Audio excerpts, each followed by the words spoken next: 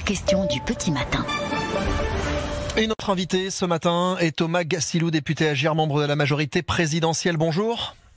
Bonjour. Membre également de la commission de la défense à l'Assemblée nationale. Et je précise que vous êtes un ancien militaire. Vous avez notamment servi en Côte d'Ivoire sur des terrains parfois hostiles. Après 9 ans au Mali, nos soldats s'apprêtent donc à quitter le pays. Emmanuel Macron devrait l'annoncer ce matin. Les conditions pour combattre ne sont plus réunies, estime Jean-Yves Le Drian. Soutenez-vous cette décision? Est-ce qu'il était temps? Alors oui, effectivement, le président de la République fera des annonces à 9h, donc j'anticipe un peu ces annonces. Et oui, je soutiens ces annonces, puisque ces annonces, ce sera déjà qu'on reste engagé au Sahel. On étend même notre approche dans les pays du Golfe de Guinée, dans la région. Mais effectivement, au Mali, les conditions ne sont plus réunies pour notre appui militaire, puisque nous sommes face à une junte malienne qui ne respecte pas la transition, puisqu'elle souhaite se maintenir au pouvoir et entrave même les opérations sur le terrain de la communauté internationale. Donc oui, il était temps de passer à une nouvelle étape au Mali. Comment la population malienne réagit-elle sur place? On a pu voir des manifestants réclamer le départ de la France et d'autres, on en a entendu sur RTL il y a quelques semaines, d'autres qui se disaient inquiets du départ des militaires. Quel est le sentiment au fond de la population?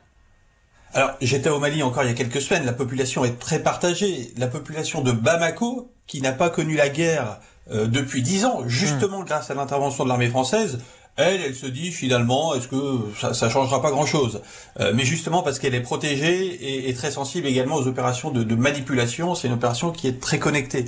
Par contre, je peux vous dire qu'un peu plus au nord dans le pays, la population plus rurale, elle anticipe avec une certaine crainte le départ de l'armée française, car elle sait qu'aujourd'hui l'armée française est une garantie contre les djihadistes qui sont un peu partout dans le nord, et donc elle anticipe ce départ avec un peu plus de crainte. Certains nous écoutent ce matin et se disent peut-être tout ça pour ça. 58 militaires français morts au Sahel depuis 2013, et au final, le terrorisme n'a pas disparu, les djihadistes sont toujours là.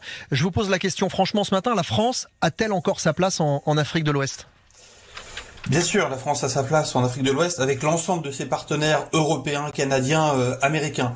Vous me disiez tout ça pour ça, mais depuis 2013, l'engagement français, à la demande des autorités maliennes, il a empêché l'effondrement de ce pays et la territorialisation de la menace djihadiste, comme on avait pu connaître en zone irako-syrienne. Donc c'est une avancée, et il a permis de réduire considérablement l'implantation d'un califat islamique et le risque d'une menace projetée sur le sol européen.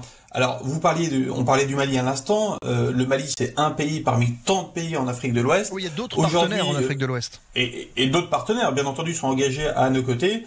Donc, la réarticulation du dispositif militaire a été décidée, certes pour quitter le Mali, mais pour se concentrer sur d'autres zones, là où des États volontaires sont disponibles pour avancer. Le Niger, notamment, a fait savoir qu'il était prêt à accueillir les troupes françaises. Le Niger, mais bien d'autres, dans le golfe du Guinée. Et c'est ça qui est clé pour gagner, c'est que la France et l'Europe agissent aux côtés d'États qui sont résolument engagés dans la lutte contre le djihadisme et font des efforts et partagent la même stratégie. Dernière question, Thomas Gassilou, vous plaidez depuis plusieurs mois pour des interventions militaires de nos forces qui soient courtes, ponctuelles et rationalisées, dites-vous, en dehors de la France, mais aussi chez nous en France, et vous faites notamment référence à Sentinelle, l'opération mise en place, je le rappelle, après les attentats de Charlie Hebdo.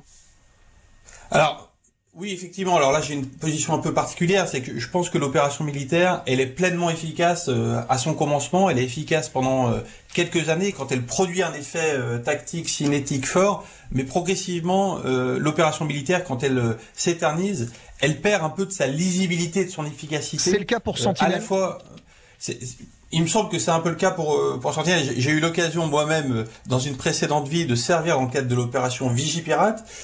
Cette opération, elle a énormément du sens quand vous êtes face à un fort niveau d'attaque terroriste, quand le risque est très fort.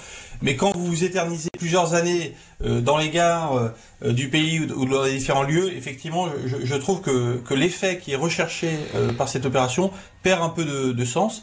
Et vous avez un risque par ailleurs sur la préparation opérationnelle de nos soldats, puisque quand nos soldats sont dans la rue, ils ne peuvent pas s'entraîner. Et vous savez qu'aujourd'hui, la guerre, ça devient de plus en plus technique. On parle de guerre de haute intensité.